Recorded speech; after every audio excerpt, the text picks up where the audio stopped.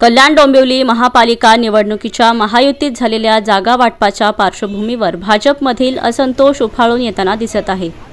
काल रात्री कल्याण पूर्वेत भाजपला 7 जागा देण्यात आल्याने पूर्वेतील भाजप पदाधिकारी व कार्यकर्त्यांनी आमदार सुलभा गायकवाड यांच्या कार्यालयाबाहेर गोंधळ घालत घोषणाबाजी केली होती। आता पूर्वेनंतर कल्याण पश्चिमेतही भाजपला फक्त 9 जागा दिल्याने भाजप कार्यकर्ते, पदाधिकारी आणि माजी नगरसेवक रस्त्यावर उतरले असून युती नको अशा जोरदार घोषणा दिल्या जात आहेत। पालिका निवडणूक ही कार्यकर्त्यांची असून त्यांच्यावर अन्याय सहन केला जाणार नाही असा ठाम इशारा यावेळी देण्यात आला आहे। तर युती होऊ नये ही कार्यकर्त्यांची भावना आहे। लोकसभा निवडणुकीत केंद्रीय मंत्री कपिल पाटील यांना पाडण्याचं काम शिवसेनेनं केलं। युतीत आमदार झाल्यावर भाजपा कार्यालयावर हल्ला करत कार्यकर्त्यांना मारझोड केली, अशा अनेक कार्यकर्त्यांवर खोटे गुन्हे दाखल केले आहेत। त्यामुळे शिवसेनेसोबत काम करण्यासाठी भाजपचा एकही कार्यकर्ता तयार नसल्याचे माजी आमदार नरेंद्र पवार यांनी सांगितले। कल्याण पश्चिम येथील 38 जागांपैकी केवळ 9 जागा या भाजपाला देण्यात आल्या आहेत। मात्र आम्ही 38 जागा लढवून या सर्व जागा जिंकणार एवढी ताकद भाजपाची तयार झाली आहे। त्यामुळे कल्याण पश्चिमेमध्ये आम्हाला मैत्रीपूर्ण लढत करण्याची परवानगी वरिष्ठ नेत्यांनी देण्याची मागणी यावेळी पवार यांनी केली। काय ठरवलं आहे, काय भूमिका आहे?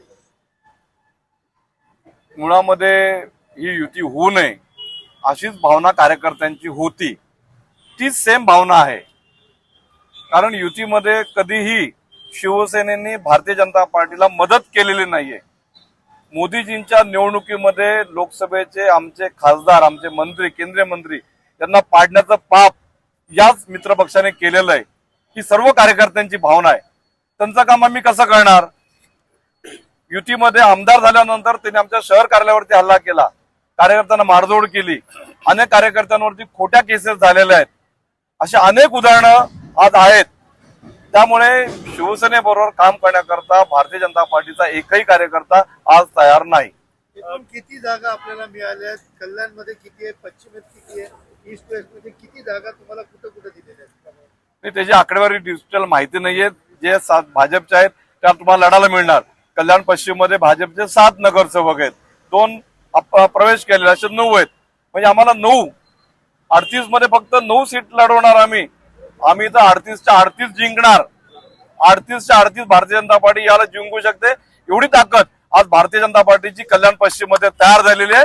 आणि त्या दृष्टिकोनातून आज आम्ही तुमच्या माध्यमातून सर्व नेत्यांना, केंद्रीय नेत्यांना पण, प्रदेशाच्या नेत्यांना पण सांगू इच्छितो की आम्हाला कल्याण पश्चिम मध्ये मैत्रीपूर्ण लढाईची संधी द्या। आम्हाला युती नको। भारतीय जनता पार्टीची ताकद काय आहे, शिवसेनेची ताकद काय, हे एकदा होऊन जाऊ द्या ना। होऊन ना, कार्यकर्त्यांची कशाला मुस्कटाबी करतायत? कार्यकर्त्यांना संधी मिळाली पाहिजे, कार्यकर्ता नगरसेवक झाला पाहिजे।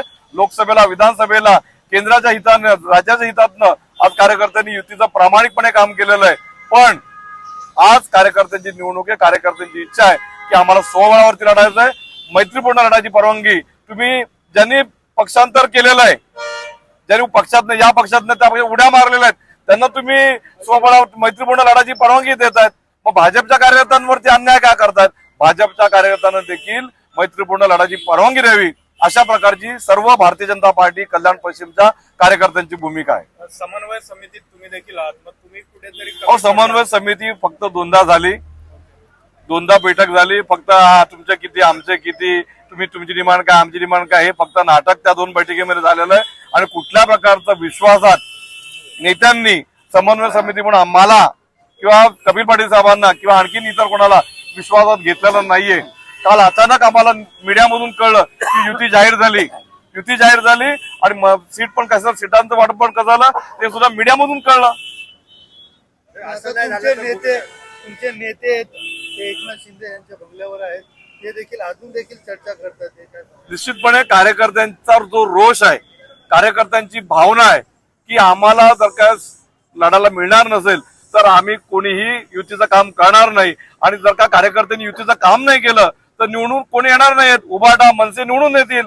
त्याच्यामुळे नेत्यांकडे आम्ही आमच्या कार्यकर्त्यांची भावना पोहोचवलेली आहे आणि ते प्रयत्न करतायत आजही युती न व्हावी, किमान मैत्रीपूर्ण लढायला मिळावं, अशा प्रकारचा प्रयत्न आमचे प्रदेशाचे नेते आदरणीय रवींद्र चव्हाण साहेब हे आजही करतायत।